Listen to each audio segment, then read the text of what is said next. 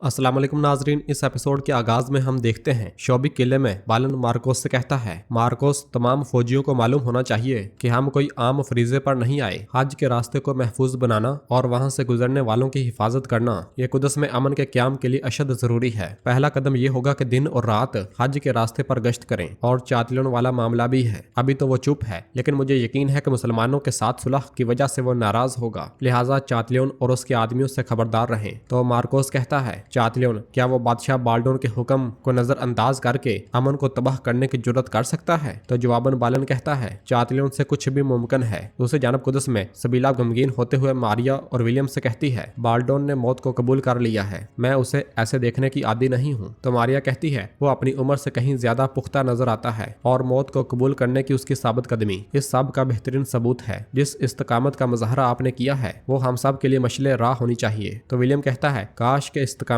ही कुदस के मुस्तकबिल को बचाने के लिए काफी होती। तो मारिया कहती है, जो काम तुमने अधूरा जोड़ा था उसे मुकम्मल करो विलियम, हम सब उसे जानते हैं, कुदस का मुस्तकबिल इसी पर मुनहसर है। तो विलियम कहता है, हमने कोशिश की, आप जानती हैं, लेकिन लाड़गाय किसी तरह अपनी जान बचाने में कामयाब रहा। यह सुनते साथ ही सबीला अपना खंजर गुस्से के साथ मेज में गाड़ देती है और चिल्लाते हुए कहती है, अब की बार वो बच नहीं पाएगा, उसका बिस्तर ही उसकी कब्र बनेगा। इधर शाम में शमसा बच्चे का झूला जलाते हुए गा रही होती है, मैंने तुम्हें देखा, तुमसे मोहब्बत की, तुम्हें चाहा, क्या कहूँ क्या चारा है। इसी लम्हे सुल्तान वहां पे आते हैं और ये सब सुनने लग जाते हैं और फिर शमसा के पास आकर कहते हैं, मैंने ये गाना पहली बार पर्दे के पीछे से सुना। उन्हें देखते साथ ही शमसा खुश होते हुए खड़ी हो जाती है और सुल्तान मजीद कहते हैं, शायद अब वो मुकद्दर है कि तुम्हें अपने बेटे के साथ सुनो। तो शमसा कहती है, मैंने तुम्हें देखा और तुम्हें चाहा और तुमसे मोहब्बत की और आखिरकार तुमसे मिल गई। सलाहुद्दीन, मैं तुम्हारे दिल का भारीपन महसूस कर रही हूँ, हर चीज गुजर जाएगी। तो सुल्तान कहते हैं, मेरा दिल बोझल है, लेकिन जो चीज मुझे ज्यादा सताती है वो ये है कि कम ही लोग मुझे समझते हैं। तो शमसा कहती है, जैसा कि तुम हमेशा कहते हो, अच्छी नीयत का नतीजा अच्छा ही होता है। वो दिन भी आएगा जब वो समझेंगे कि तुम क्या कहना चाहते थे। बाहर सहन में काजी फाजल, बाइबोरा,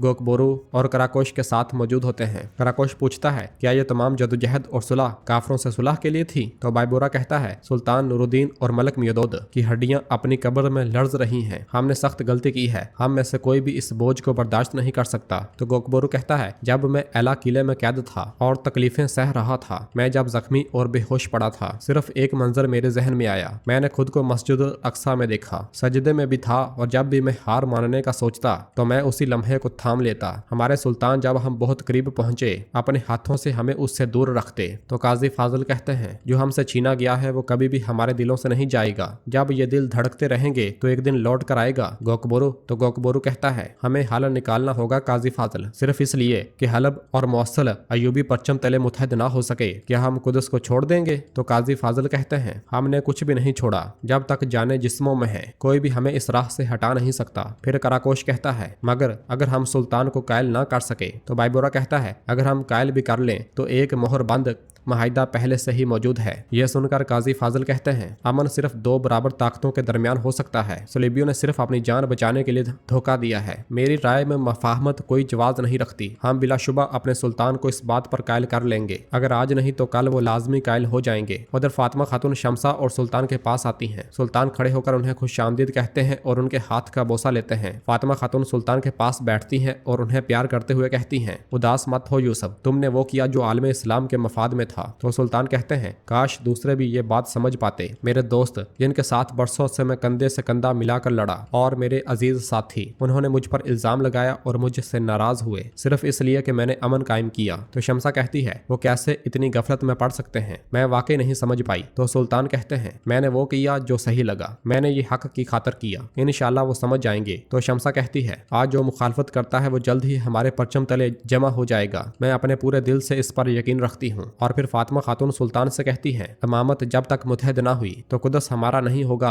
मेरे बेटे, ये बात वाज़ेह है, हम जब से पैदा हुए हैं हमने इस मकसद के लिए जीना सीखा है, हमने अपने बच्चों को भी यही सिखाया है, हमने इस मकसद के लिए अपनी जानें कुर्बान करने की कसम खाई है, हम पीछे नहीं हटेंगे। उधर काजी फाजिल मजहर और जैनब को लेकर एक घर में आते हैं और कहते हैं, ये जगह आपके लिए है, इंशाल्लाह आपको पसंद आएगी। तो मजहर कहता है काजी फाजिल हमें ये पसंद है और हमारे लिए एजाज है, आपका शुक्रिया। और फिर काजी फाजिल ज़ैनब से कहते हैं अगर आपका भाई इजाजत दे तो मैं आपको एक तोहफा देना चाहता हूँ ज़ैनब। और फिर मजहर की इजाजत के बाद काजी फाजिल ज़ैनब को लेकर आगे बढ़ते हैं और एक कमरे में पहुंचने के बाद फ्रेम पर से कपड़ा हटाते हैं जिस पर बड़े खूबसूरत अंदाज में ज़ैनब लिखा होता है। यह देखकर ज़ैनब बहुत खुश होती है और फिर काजी फाजिल कहते हैं इसका हर हरफ तुम्हारी नरमी की नुमाइंदगी करता है ज़ैनब। मेरी जिंदगी के बाकी लम्हात को वैसे संवार दो जैसे तुमने मेरे दिल को संवारा है ज़ैनब। क्या तुम मुझे अपना शोहर कबूल करोगी? क्या मेरे दिन की बरकत, मेरी रात की रोशनी और मेरे सर का ताज बनोगी? तो ज़ैनब कहती है अगर मेरे उस सवाल का आप सच बोलकर जवाब दें जो मेरे जहन को चीर रहा है तो मैं भी आपके सवाल का जवाब दूंगी। कायमाज के मामले में मैंने बहुत इसरार किया कि सुल्तान आपको हवाले कर दें। अगर मामलात मेरी मर्जी के मुताबिक होते और सुल्तान आपको मलक इज्जतुद्दीन के हवाले कर देते तो मेरा भाई मजहर खतरे में पड़ सकता था। क्या आपने इस बात को कभी सोचा? तो काजी फाजिल कहते हैं ज़ैनब बात कुदस की थी। अगर वो मुझे हवाले कर देते तो वो अमन कायम करने नहीं जाते बल्कि कुदस फतह करने जाते। वो मुकद्दस शहर मुझे मेरी सल्तनत से भी ज्यादा अजीज है और उस औरत से जिससे मैं मोहब्बत करता हूँ उसके लिए मैं अपनी जान देने को तैयार था। हमारा बचपन और जवानी सरंज के साथ गुजरी कि कुदस कैसे गिरा और उस मुसलमानों के खून के लिए जो वहाँ बहुत ज्यादा बहाया गया। मैं चाहता हूँ कि हमारे बच्चे उसकी बाजियाबी की कहानी सुनकर बड़े हों। ज़ैनब आमीन कहती है और काजी फाजिल मुस्कुरा देते हैं। दूसरी जानब कुदस में सबीला खंजर लिए लाड़गाय के कमरे में दाखिल होती है और आगे बढ़ते हुए बिस्तर के पास चली जाती है और गुस्से के साथ उसे देखने लग जाती है। दूसरी जानब बिस्तर पर पड़ा हुआ बाल्डोन एक नक्शे को देखते हुए कहता है ए मेरे खुदा,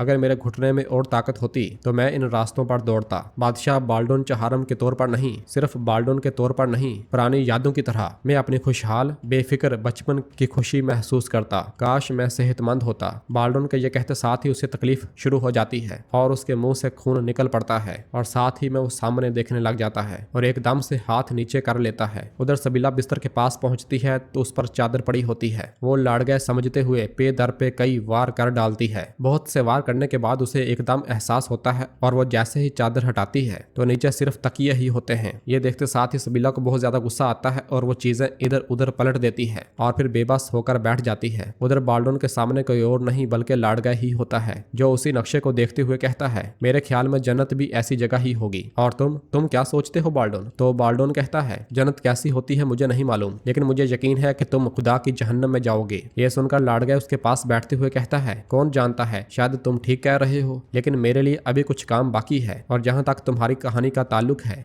वो अब खत्म हो चुकी है। यह कहते साथ ही लाड़गए तकिया उठाता है और बाल्डोन के मुंह पर रख देता है। बाल्डोन तड़पता है मगर लाड़गए नहीं छोड़ता और जोर बढ़ाता ही चला जाता है। इधर शाम में सुल्तान बहुत ज्यादा परेशान खड़े होते हैं। इसी लम्हे काजी फाजिल वहां पे आते हैं तो सुल्तान उन्हें महसूस करते हुए कहते हैं क्या कोई अल्फाज अब भी तुम्हारे दिल में बंद हैं काजी फाजिल? इस खामोशी का राज क्या है? तो काजी फाजिल सुल्तान के पास आते हुए कहते हैं अगर मैं अपने दिल की बात कह दूं तो डर है कि हमारे बीच मोहब्बत का रिश्ता खराब हो जाएगा, मैं इसीलिए खामोश हूँ। तो सुल्तान कहते हैं तुम अपने आप से पूछते हो जब कुदस का रास्ता हमारे सामने खुला था तो मैंने अमन क्यों कबूल किया? तो काजी फाजिल कहते हैं मेरे सुल्तान मैं सिर्फ सवाल नहीं करता बल्कि मैं समझता हूँ कि आपका फैसला सरासर गलत था, आपको काजी फाजिल को छोड़ देना चाहिए था। तो सुल्तान कहते हैं अगर मैं तुम्हें छोड़ देता तो मैं इंसाफ को छोड़ देता। तो काजी फाजिल कहते हैं आपका इंसाफ बेऐब है, लेकिन कुदस जिसमें हम दाखिल होने वाले थे आज हमसे बहुत दूर हो चुका है। तो सुल्तान कहते हैं क्या तुम ऐसा सोचते हो? और फिर आसमान की जानब इशारा करते हुए कहते हैं मैं तो उस घने अंधेरे में भी कुदस के दरवाजे खुले हुए देखता हूँ। तो काजी फाजिल कहते हैं मेरे सुल्तान मैंने हमेशा आपके ईमान की कदर की है, लेकिन हकायक भी मौजूद है। तो सुल्तान पूछते हैं हकायक क्या है? तो काजी फाजिल कहते हैं आप अमन चाहते थे ताकि भाइयों का खून ना बहाया जाए और इत्तेहाद हासिल हो जाए, लेकिन आपने मलक इज्जतुद्दीन की हकीकत देखी, आपकी कुर्बानी उसके लिए कोई मानी नहीं रखती। तो सुल्तान कहते हैं काजी फाजिल सिर्फ अभी के लिए हुदैबिया को याद करो। हुदैबिया के माहिदे में हजूर सल्लल्लाहु अलैहि वसल्लम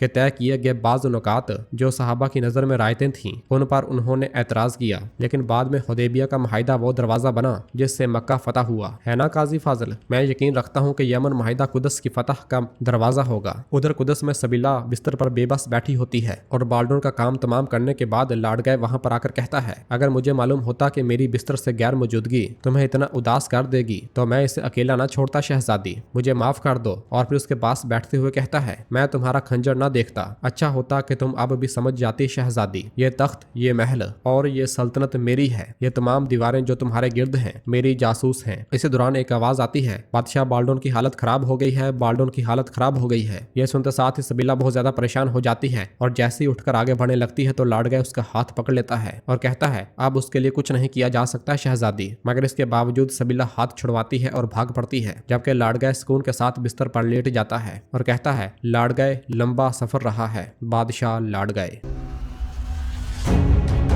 तो नाज़रीन, इसके साथ ही एपिसोड खत्म होती है। बादशाह बाल्डोन का कत्ल कर दिया गया है लाडगय की तरफ से। आप इस बारे में क्या राय रखते हैं? कमेंट में अपनी राय का इजहार करें। वीडियो को लाइक कर दें और जिन दोस्तों ने अभी तक चैनल सब्सक्राइब नहीं किया वो जल्दी से चैनल सब्सक्राइब कर दें और बेल आइकन यानी घंटी वाले निशान को भी प्रेस कर दें ताकि आने वाले एपिसोड्स आपको आसानी मिल सकें। दुआओं में याद रखें। अल्लाह हाफिज।